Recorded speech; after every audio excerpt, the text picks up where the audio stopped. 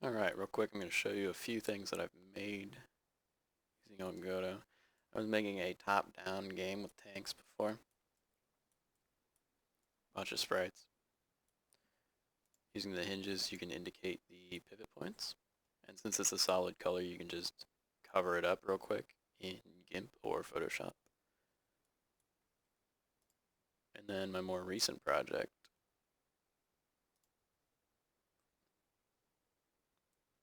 is a sort of MOBA type thing. This is a map. And then here we have the individual units. These are the actual heroes, the players. It's very basic pictorial style, just kind of representative, prototyping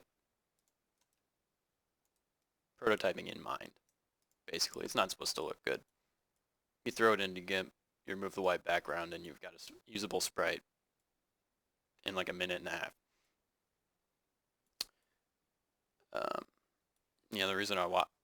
The reason why I prefer it over Photoshop or GIMP is just the mechanisms through which you edit stuff.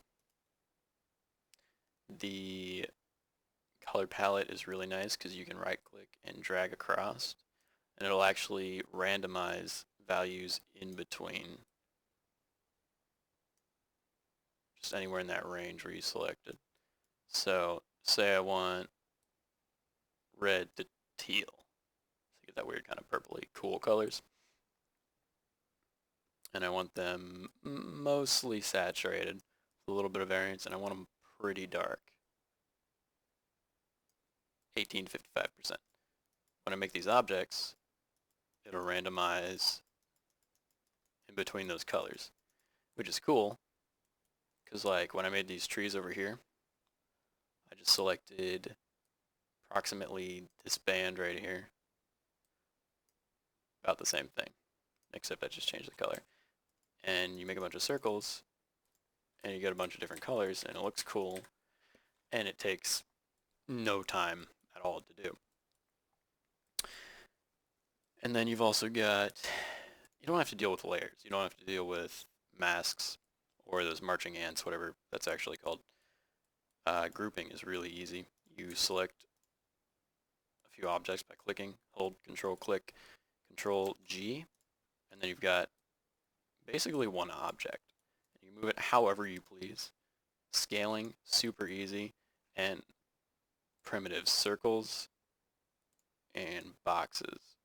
If you keep them proportional, if you use proportional scaling and you don't cut anything out of them, you don't add anything to them, they're basically like vector graphics. You can scale them as far as you want, and they don't distort at all,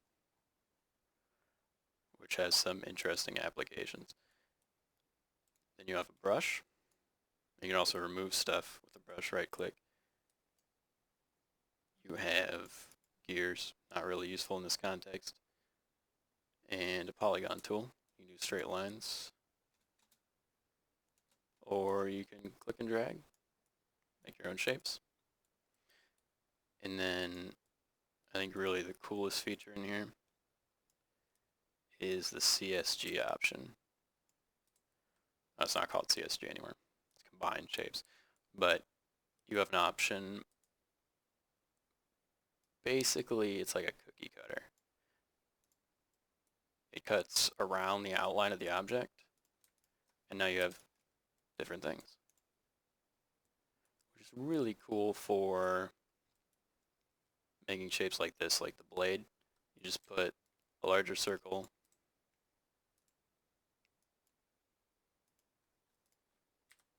make a larger circle. I know what I'm doing, I promise. Alright, you make one circle, and then you make a larger circle, and you get that kind of crescent shape. You just CSG, you go cut or subtract, and then you get the nice arc across it, and you can do multiple circles.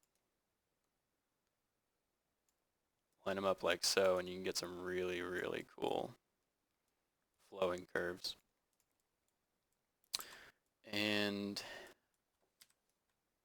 the other tools like the pivot, which allows you to do that, And then you can move these objects however you please, rotate them together, and you can rotate them independently. Really cool, but particular applications. And then fixate, which is sort of like grouping, except you can select them individually. So when you try and move them, or you try and rotate them, it ends up picking them all up. But if you just click one, you can change the appearance real easy, as opposed to grouping, which makes you select all of them, which is nice for things like all the polygons for the wrapping on this handle. You select them all, get out of there.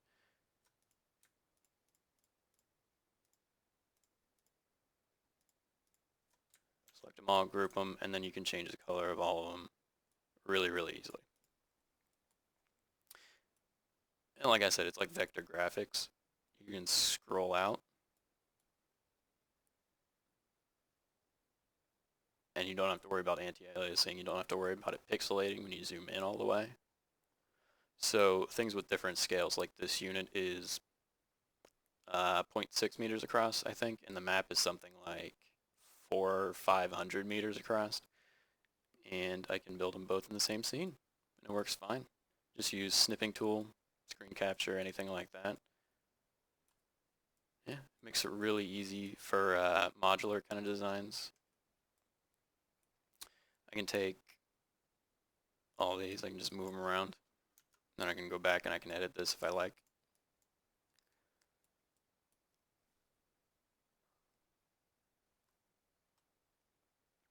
That's really about it, I think. There you have it.